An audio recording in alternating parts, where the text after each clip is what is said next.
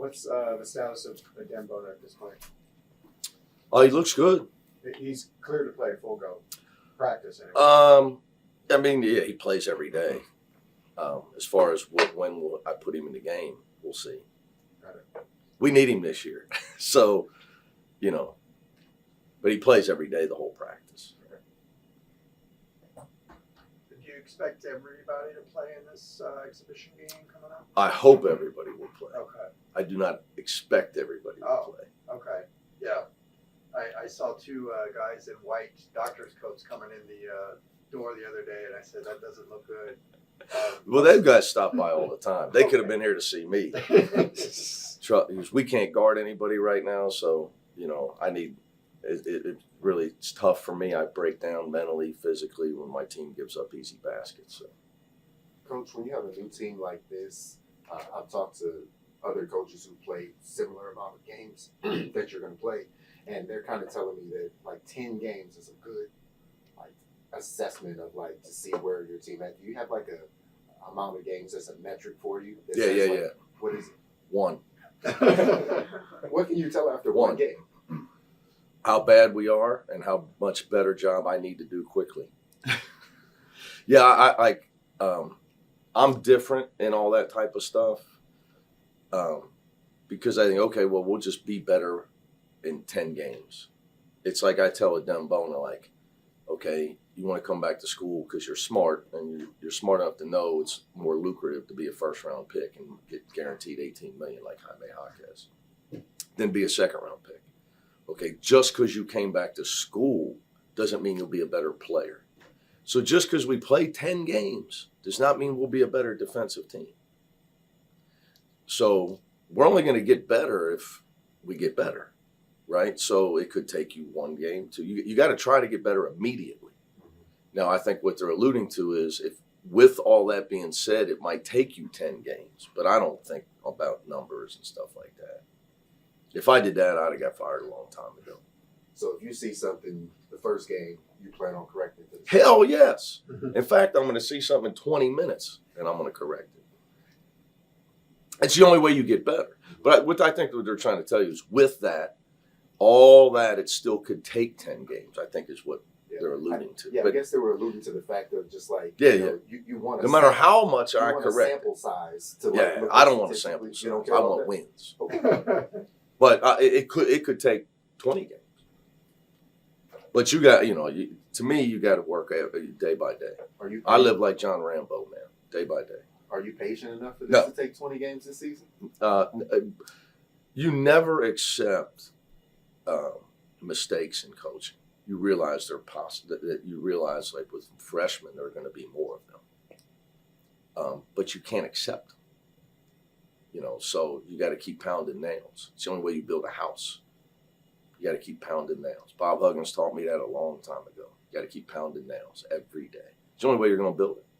So you got to get to work and pound nails. You can't just sit there and say, well, we'll be better. It just takes us a month or two. So what I told them, you got to pound nails. You come back to school, don't make you a first-round draft pick. You got to get better. You'll be a first-round draft. So you got to get out there every day and pound nails. Teach, coach, watch on the court, film, on the court, film, as much as you can. Nick, since there are no metrics for chemistry, and chemistry is such an esoteric concept anyway, how will we know when it looks like there's team chemistry? What does that look like to you? How does that manifest? Well, I'm a believer at the college level because at the pro level, coaches can be emasculated at times, right? You just coach your team. And you may have a vision for your chemistry at the pro level that the front office doesn't have, right? And here's your team, shut up and coach, right? So at our level, I believe chemistry is on the coach. You try to recruit your chemistry because you get to do it all. Like Coach Parcells said, right? If you're going to cook, you get to pick the groceries. Well, here at this level, you do. So if you have bad chemistry because of something, you have a problem, somebody's got to go.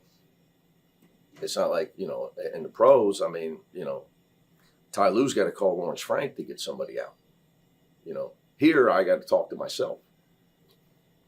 So, now as far as efficiency is a different story. See, all that talk about chemistry, let me explain something to you. Everybody's happy when you win. And you guys all read, when teams lose, you read all the stories about why they lose. It's not their chemistry. They're not any good. They're inefficient. It's not their chemistry. They can't score, they can't defend, whether it's football, basketball, it's all overrated. Okay? Efficiency is what matters. If you got like a chemistry guy that's a problem at our level, he needs a transfer. Right. He doesn't even have to sit out. People complain about the portal. That's what it's good for. The old days, you're running a guy off. No, it's just not a good fit here. He can go play right away somewhere else. That's the difference. I just don't believe in. I believe in efficiency. So for us, how do we become efficient with 8 new guys and who plays where, and that's what they pay the coaches for. That could take time. But again, you got to try to figure it out as soon as possible. How are you going to score? How are you going to defend? Those are execution and efficiency issues that you got to figure out. Nick, have you ever experienced anything coaching-wise of teaching 7 freshmen how to play defense? No. No. I thought back on that because even my first year at Cincinnati, we had no team, right? I had a golfer, a football player, and a hurricane washout from Katrina, and one JUCO guy that Coach Huggins had signed. That was the 4 guys in my first team meeting in Cincinnati. But then everybody we signed was a junior college player, except one freshman, Deontay Vaughn. So they were older. Freshmen repeat mistakes because they're just untrained. Right now, Kelvin Sampson, my buddy, said this last year. No freshman is ready early in the season. No freshman they're just not. And I don't care how good they are. Even on offense, they're really going to struggle the most defensively. When it comes to building that chemistry and efficiency, you have a big with as much skill and as selflessness as a die. How does that help with building those characteristics with your half-court offense? Well, again, it has nothing to do with chemistry. Adai is a great offensive talent. It's a skill level that he can score and he can find the open man. Not only does he have passing ability, he's 7'3", so he sees right over everybody. He sees over everybody. So you got to be, getting him the ball in positions that put pressure on the defense, and not just him, other people. And it goes back to how do you become efficient as a team, right?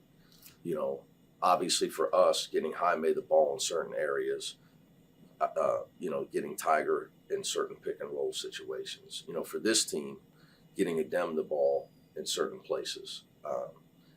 He is a vastly improved offensive player. Adai's, obviously a skilled offensive player. Getting our guards are really good in the pick and roll. Lazar Stefanovic is great off screens, off the ball. And that's a learning process. Again, for us, what are our players good at? So we can put them in positions to play well. Like Alon Fablu can make shots and go offensive rebound. I'm not going to put him in the pick and roll. If I do, that's my fault. So I have to, you have to put your kids in a position to be successful. With the die, do you think he has the versatility to, sometimes he could be that screener, sometimes low post, sometimes dribble handoff with your shooters? He can do everything on offense. I think he can still improve as a shooter because his shot's a little flat at times, which, is understandable because he's looking at the rim. But he's still got to get he's still got to get a little more arc on his ball. I think that's the last frontier for him is his shooting. But other than that, but for him in particular, the physicality of the college game. Now, obviously, in preseason practice, I let those guys beat him up because it's good for him. There's a lot of rebounds that, they just, if they don't grab him and push him, he's going to get it. So, but I let it happen to get him used to it. So, but I'd say shooting is the last thing for him. coaching a 40-minute game, how are you going to manage, making sure all The these, same way I've all done these it. newcomers are getting playing time? Same You way got I've- so many people. I'm not worried about anybody getting playing time. Okay. Our guys know this. Okay. In the off season and during practice, my job is to help them develop. Our track record speaks for that. Mhm. Okay. All you have to do is go listen to what Jimmy Butler said about Jaime Hawkins. Was that last night or 2 nights? 2 nights ago. 2 nights ago. So my job is their personal and individual development. Till game time, and you can ask him this. At game time, I got one job: win. That's it. Win. That's it. Well, That's I was going to say rotationally then. Whatever it takes, win. So Got to figure it out. 8, I got 9, 10, one whatever. job. We'll see. Mhm. I could start off with that in mind and change with something else in mind. Okay. Because we're not a ready-made product. Like last year, we could come in this thing and say, "Look, this isn't real hard. We're going to get Jaime the ball. We're going to put Tiger in pick and roll." So it's a little bit different this year. We're going to have to make adjustments. But I'm not concerned about playing time. On game night, they pay me to win games, and kids need to understand that. Like young people and people out there, they go through stuff with recruiting. It's never personal. My job is to develop our players. Except at game time, you have to realize, in reality, when you get in, you want to play pro, you want to play anywhere professionally, you want to get a job, you got to produce. Make me play you. It's your job to get playing time, not mine. They pay me to win. So if you're a winner, I'm gonna play you. I don't care if how you get it done. There's a lot of winners out there. And I don't know how I watched, my life's back. I'm depressed when there's no basketball on, but I get home, I watch game after game now since the NBA just started. PJ Tucker's old. He's still playing. He don't dribble. I don't know if he can make that corner three anymore, and he's still playing. Because whoever's coaching him right now is trying to win. Period. So, practice is for development. Summer's for development. Go ahead, Ben. Just one housekeeping question. Have all the international guys been cleared by the NCAA? As you know, I'm not going to answer that, but I would tell you that there's 2 ongoing situations, and I don't comment on that stuff. I know other people lobby, on that type of stuff. We're working through it. I anticipate everybody being ready. Ready for the opener? Yeah, we don't dictate timelines, unfortunately, but I would hope so. I would hope so. And Tracy knows this. We got a couple guys banged up. I mean, it's preseason practice, so I'd say we got 2 guys out and 2 more banged up.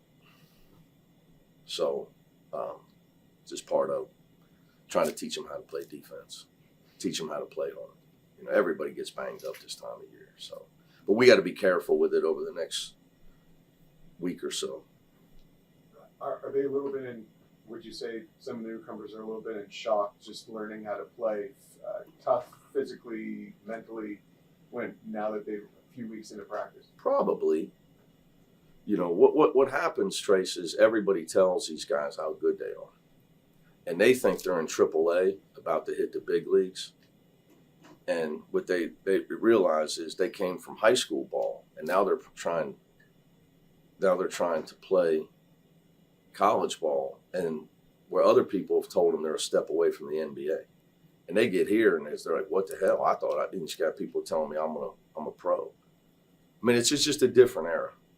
When I used to work with Sonny Vaccaro, the great legendary basketball savant that should be in the Hall of Fame, nobody talked about that type of stuff unless it was Kobe Bryant or Tracy McGrady. Now everybody that's ranked in the top 100 thinks they're one and done. So reality comes. You come in here and you think you're really good, and you're Devin Williams, who's a great prospect, and he's going to be really good in a couple years. But the reality is, he comes in here, and his fate awaits. Look, I mean, the guy. Let me look at this guy. And what is Devin Williams supposed to do? Block this guy out? Good luck. Meanwhile, he's blocking some guy out from Crespi last year. So yeah, it's a shock. It's a shock. It's a shock, but it's not their fault. It's all of them. It's all of them. Because even you take the best ones that play, okay? The best ones, Lonzo Ball, that team here, you get TJ, Lonzo, those guys were unbelievable freshmen. Where were they at defensively? It's hard, man. It's hard. It's hard for them all. And you're talking about Lonzo Ball is like a generational. He's not like a regular guy. You may not see a freshman point guard like him again here ever. So it's just tough. It's way tougher than these kids think, and it's not their fault. So yeah, reality doesn't hit them in the form of me. That's reality. The guy on the wall. Okay, go try to block him out. Kenny Nubas, 23 years old, he's 6'10", 260. You're a Diamara, you're trying to block him out. That's reality. So they just they just don't understand until college basketball hits them in the face. All right, we go. Last one, we got to One get more. a dem in here. Just piggybacking off of that, considering you lost a guy like a David Singleton, right? A guy who could have started and Yeah, Dave's birthday but yesterday. also, accepted his role and embraced and relished in that role. How important is it to getting, a younger team to understand that, roles are going to have to, be, carved out eventually? Yeah, well, I think my job is, as a coach, you got to get guys to play to their strengths. That becomes their role, right? Do what you're really good at. Walk before you try to run. So that's my job. Now I never want a guy to accept like that. David, I had to explain to him last year, he was a hustle guy that could make a shot. And last year we needed him, Johnny was gone. Jules was gone. He had to change his mindset. So there's some of that goes along with it. But I think with the young guys in particular, you got to play to your strengths and keep it simple. It changes. Dem's role changes vastly though for us. Okay, and how understanding how defenses are going to try to stop you, that he's going to be much more of an offensive threat this year, and that's my job to get him in that mindset, and then how to deal with being that type of guy. So it's a growth. It's going to be a growth process for him offensively, to be in a much more of a focal point of our offense than he was a year ago. So, and it's just with every guy, man. That's part of your job. It's what makes coaching basketball much harder. Chip Kelly's got it made. Because your role as a left tackle is to protect the quarterback. Your role. You got guys coming in that their role in high school was to shoot every ball, and now it's not. So that's what makes the big challenge about coaching basketball. You have to succeed in that area to help the player. It goes back to development. So he's not turning it over a million times, and to help your team. But I'm jealous of football coaches with the whole role thing. Trust me, because when the linebacker's tying his shoes, he's not thinking about, catching the ball 12 times for 180 yards and then going out with Taylor Swift after the game. So, all right, guys. Thank you. Thank you.